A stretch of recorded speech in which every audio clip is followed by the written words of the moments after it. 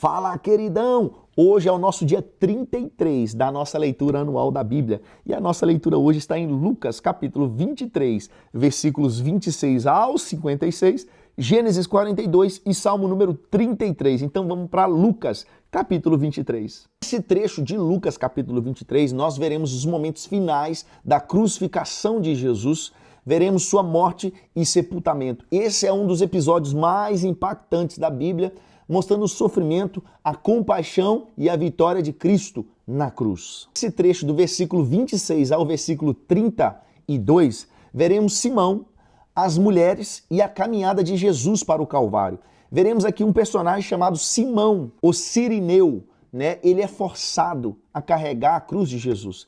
Veremos também mulheres que lamentam por Jesus, mas Jesus adverte a elas que tempos difíceis viriam.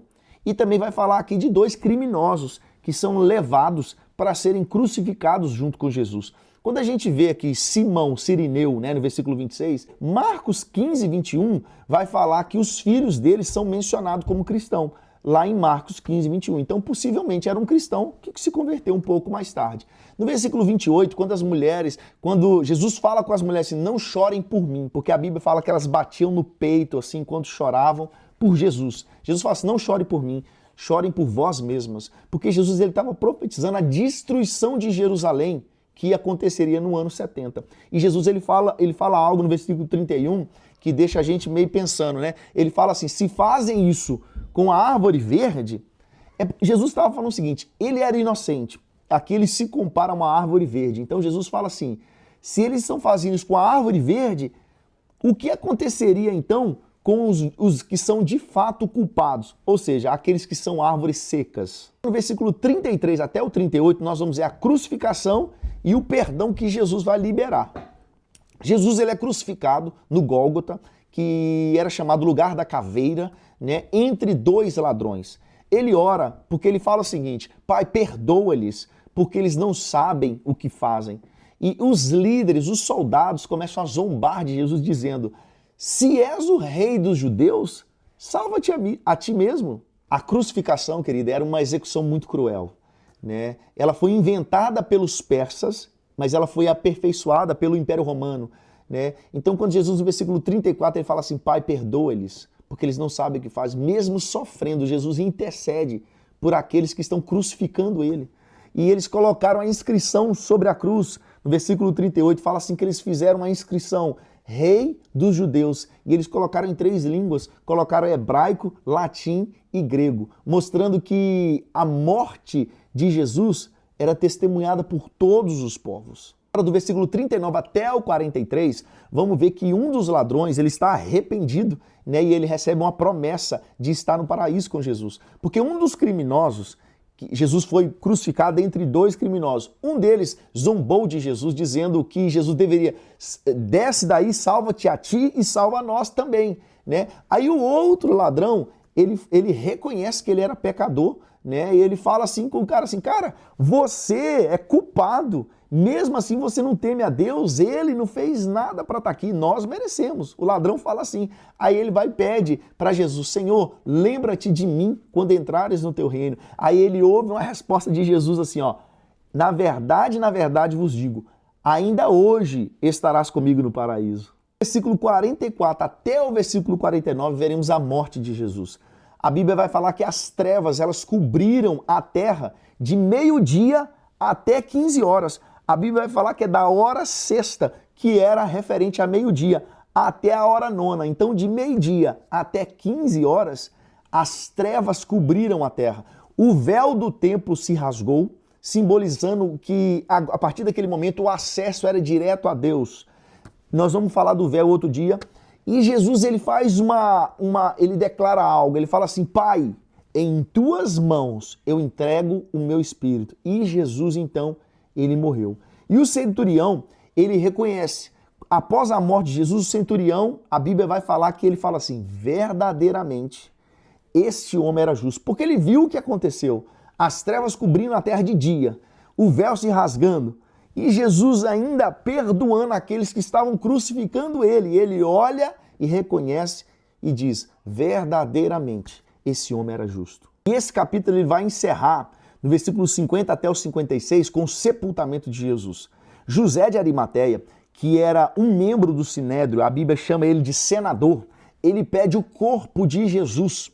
E ele pega Jesus e coloca em um túmulo novo. Ninguém tinha usado aquele túmulo. E as mulheres, elas observavam como Jesus ele foi sepultado, né? E elas saíram agora para preparar especiarias e perfume para preparar o ambiente. Curiosidade, a gente encontra aqui, José de Arimateia, no versículo 50, era um líder judeu, mas ele era um cara que ele vivia secretamente crendo em Jesus, mostrando que nem todos os religiosos rejeitaram a Jesus, porque ele fazia parte do Sinédrio e ele era discípulo de Jesus. Versículos 55 e 56, quando cita as mulheres, elas foram as últimas a sair do túmulo e elas foram as primeiras a testemunhar a ressurreição. Isso é top demais. Agora nós vamos para Gênesis capítulo 42. Em Gênesis capítulo 42, continuando a história do Egito e José, nesse capítulo os irmãos de José vão até o Egito para comprar alimento devido à fome,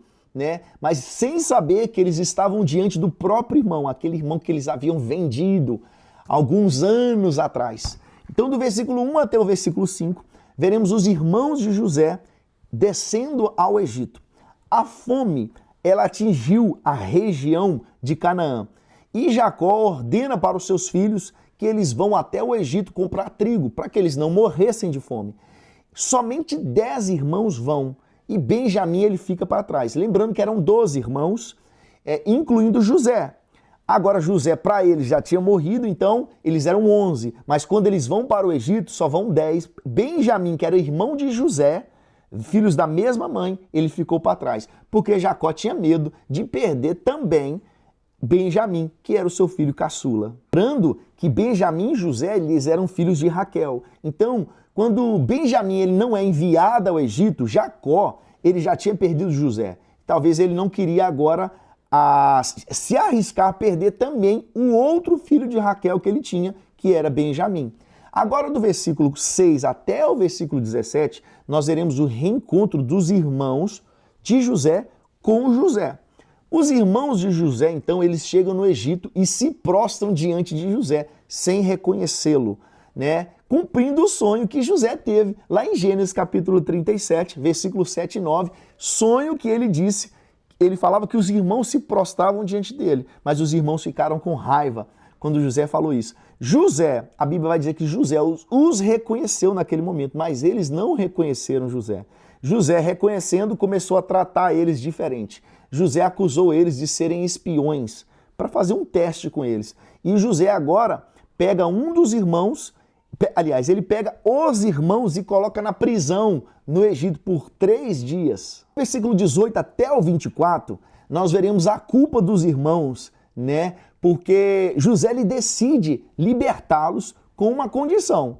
Um deles deveria ficar preso, né? Até que eles trouxessem Benjamim. Vocês lembram que eles foram em 10 para encontrar com José. Foram para o Egito, não encontrar com José, foram para o Egito em 10. Ficou Benjamim para trás. José falou assim, ó, um de vocês vai ficar aqui e vocês vão na sua casa e busquem Benjamim, que é o seu irmão mais novo, porque eu tô achando que vocês são espiões. Se vocês não trouxerem o seu irmão, eu tenho um dos seus... Se vocês não trouxerem Benjamim, eu tenho um de vocês preso aqui comigo. Então, os irmãos agora eles se sentem culpados pelos que eles fizeram a José. E eles veem isso que está acontecendo agora como um castigo divino. A Bíblia vai falar que José, ele chorou ao ouvir a conversa dos irmãos. Eles estavam tendo uma conversa próximo de José, mas José estava entendendo o que ele estava falando, porque a Bíblia fala que tinha intérprete, né? Então José, ele ouve aquela conversa, ele chora, mas ele mantém a sua identidade em segredo, ele não revela ainda que era irmão deles. Então José, ele escolheu Simeão para ficar preso no Egito até que eles lhe trouxessem Benjamim. Simeão, a Bíblia vai falar em Gênesis 34, 25 até o 30, que ele era um dos irmãos mais violentos naquele episódio onde José foi vendido. Talvez seja por isso que José fala assim, Simeão fica preso aqui e vocês vão buscar Benjamim. E agora do versículo 25 até o versículo 38, José, ele ordenou que o dinheiro dos irmãos fossem devolvidos, né? em seus sacos de trigo. José deu o trigo para eles, eles pagaram pelo trigo, porém José mandou que devolvessem, colocassem o dinheiro dentro do saco de trigo deles sem que eles soubessem. E ao perceberem isso, eles ficaram apavorados, achando que eles fizeram isso. Eles pensaram assim, cara, pegaram o dinheiro, colocaram no nosso saco de trigo novamente, eles estão procurando um pretexto para nos acusar de roubo. Eles ficaram desesperados. E quando eles chegaram a Jacó, que era o pai deles, e eles contaram tudo, Jacó falou assim, não vou liberar Benjamim para ir com vocês. Não vou deixar, porque eu já perdi José. E eu não vou arriscar perder o meu outro filho favorito, que é Benjamim. Agora nós vamos para Salmo número 33. No Salmo número 33, é um hino de louvor à soberania, fidelidade e poder de Deus na criação, no governo e no mundo. No verso 1 até o verso 3, nós vamos ver um chamado ao louvor. O salmista convida os justos a louvarem a Deus com alegria e com instrumentos musicais. A adoração deve ser com música nova e fervor no coração. Verso 3, quando ele fala assim, cantai-lhe um cântico novo, e o salmista fala assim, tocai bem e com júbilo. Mostra que a gente não pode fazer de qualquer forma. Aí eu vou só apresentar um louvorzinho. Eu não sou cantor não, mas vou falar. Eu vou cantar aqui, mas não sou cantor. Tocai bem e com júbilo. Aí agora vamos ver no verso 4 até o verso 9 o poder da palavra de Deus. Porque Deus, ele governa com justiça e fidelidade, né? E pela tua palavra ele criou os céus e a terra. O salmista diz assim, toda a terra deve temê-lo, pois basta sua ordem para que tudo aconteça. Que Deus poderoso, hein, querido? Verso 10 até o verso 12, nós vamos ver que Deus, ele frustra os planos das nações, mas os propósitos dele prevalecem. Porque os planos das nações são limitados, diz o salmista, mas o plano de Deus dura para sempre. E o salmista, ele vai falar um versículo lindo aqui, que a gente gosta muito dele, né? A gente repete ele, fala assim, feliz é a nação cujo Deus é o Senhor. Ou seja, felizes são aqueles que confiam em Deus. No verso 12. Isso se aplica a Israel num contexto original, no contexto daquele ambiente. Mas também se refere a qualquer povo que reconhece Deus como Supremo. Por isso é feliz a nação cujo Deus é o Senhor. Verso 13 até o 19, nós vamos ver que Deus, ele vê tudo e ele conhece o coração, ele conhece o íntimo, ele sonda tudo isso. Porque o salmista fala assim que Deus, ele olha dos céus e ele vê toda a humanidade. Ele não se impressiona com exércitos ou força humana, mas ele se impressiona com aqueles que confiam nele. Né? Então ele fala assim, ele protege e livra da morte aqueles que o temem. Verso 13, quando ele fala assim que o Senhor, ele olha dos céus, diferente dos deuses pagãos que eram limitados, Deus, ele vê e além de ver, ele governa sobre todos os povos. No 16, o salmista fala algo poderoso também, porque ele fala assim, o rei não se salva pela multidão de seu exército. Ele está falando assim que o poder humano é irrisório, é insignificante diante do poder e da glória de Deus. Agora no versículo 20 até o verso 20 até o 22, o salmista vai encerrar mostrando confiança no Senhor. Porque o salmista, ele conclui declarando esperança e confiança no Senhor.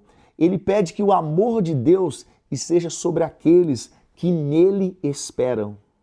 Encerra no verso 22 dizendo, seja sobre nós a tua misericórdia.